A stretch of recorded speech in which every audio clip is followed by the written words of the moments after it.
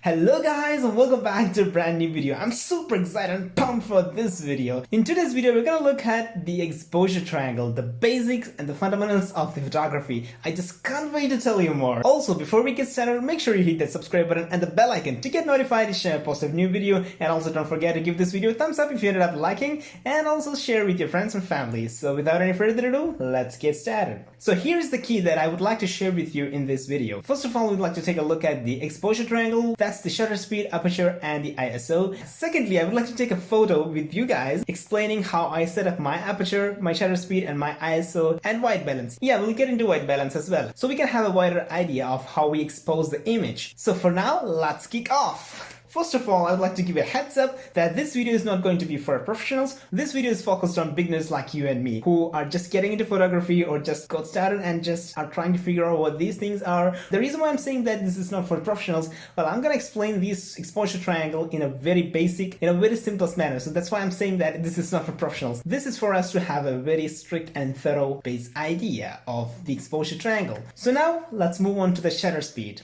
Shutter speed is also called the exposure time.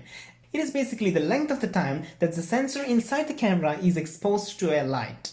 That is it. The two things that are directly influenced by the shutter speed is the exposure, of course, and the second thing is the motion blur. Now, to understand this better, let's take a look at this image right here. Now you can see a picture of the candle. Now if you look at the first image, the shutter speed is kept at 1/205th of a second. Now if you look at the last image, the shutter speed is kept 1/2 of the second. That means half of a second. Now if you look at the difference between the first image and the second image, you can see that the first image is more sharper. The frame is like frozen there. And now if you look at the last image is more exposed, you have more brightness in the image, and there is no sharp outline for the flame. So this is what happens. If you expose the shutter for a longer period of time, you're gonna have more brightness and you're gonna introduce the motion blur as well. So now let's move on to the aperture. Aperture is the hole in the lens that allows the light to pass through the lens into the sensor. So larger the hole is, the more light is going to in, and vice versa. If the hole is too small, you're gonna have less light. The aperture value is expressed in f-stops. You're gonna have like f2.8,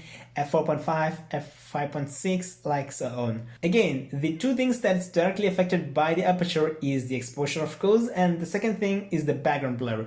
If you want to let more light in, you're gonna have to increase the aperture, basically decrease in value. If you want to have like the background blur of a subject to be like blown away, you have to increase the aperture. In case you're gonna shoot a landscape, you want to have all the image in focus and sharp, so you're gonna have aperture like slightly like around f8 so that you have the complete background in focus. Now let's look at this image that explains the complete aperture values.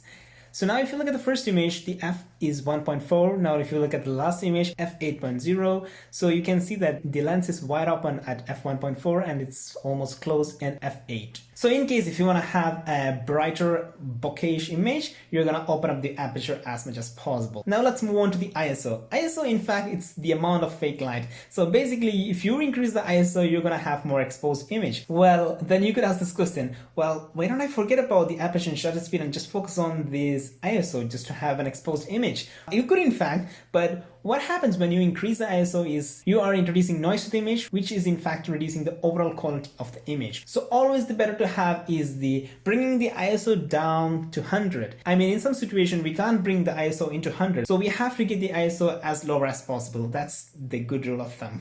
Now that's the whole exposure triangle story.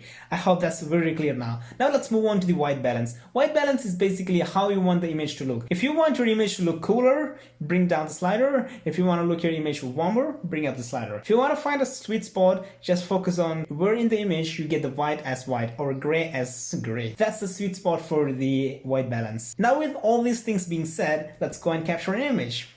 Yep. So I have basically set up my camera right here with the 50mm prime lens. Now let me show you my subject. So this is my subject. I'm planning to take a photo of my watch. Now let us arrange the setup and go and shoot. Now I have my camera set up and I found my subject to shoot. Now I want to set up my background and let us get into exposing the image. So this is my current status of the DSLR. It is at 100 shutter speed and f-stop is at 8 and ISO is at 400. Let me show the same on the screen as well. So you can see the image is really dark right now. So first of all, I'm gonna decrease my aperture. Since I'm shooting on f 1.8, I have much flexibility. So I'm gonna bring down my aperture to f2.8 initially. Back, okay. Now, since I'm shooting a steady object, I don't have to keep my shutter speed at 1/100th. Instead, I can bring it really down to 1/30th if I wanted to. Now, already the image is looking overexposed. So I'm gonna keep my shutter speed at 1/50th. That's right. Now is my aperture. Aperture, I would like to keep at 400-ish or 600. At the moment, you cannot judge the exposure of the image by looking at this. You have an option here, info. So at info, press again. This is the histogram. So basically, histogram tells you how exposed or underexposed your image is. You can see there is 2 points. One is on the left and the right. If the graph is towards the left, it means the image is underexposed, and if the graph is towards the right, it's overexposed. So now I need to increase my ISO a bit more. I'm gonna keep my ISO at 800 and see what my graph tells me. Now my histogram says that I'm still underexposed. However, I feel like my image is properly exposed at the moment. So let's go and take an image. Click. There you go. Ooh.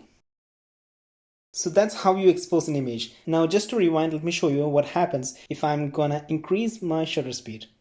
If I'm gonna increase my shutter speed, you can see the brightness is getting low, and you can watch out on the histogram, it's getting towards the left.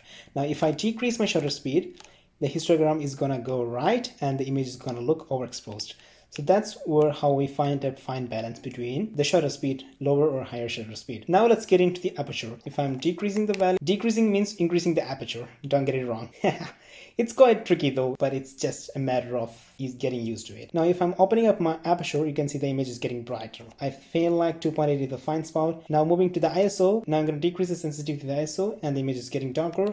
Now if I increase the ISO, the image is getting brighter. So finding the balance between these three is the key. Now let me show you how to play around with the white balance. You already have the presets with the white balance, like fluorescent, auto white balance, and these. If you move to the right, there you have the manual white balance.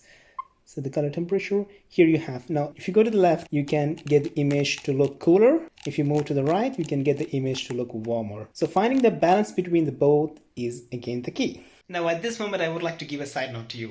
Learning to expose an image is not a big thing. So it's just like driving a manual car and automatic car. The purpose is just to go, just to move from A to B. Even if you don't get, or if you can't really focus on the manual, it's alright to go with the auto. The real key in photography is not exposing. The real key in photography is composing. I have already the video on composing the image. I will leave the card up above and I will leave the link in the description. The key in photography is composing the image, not exposing.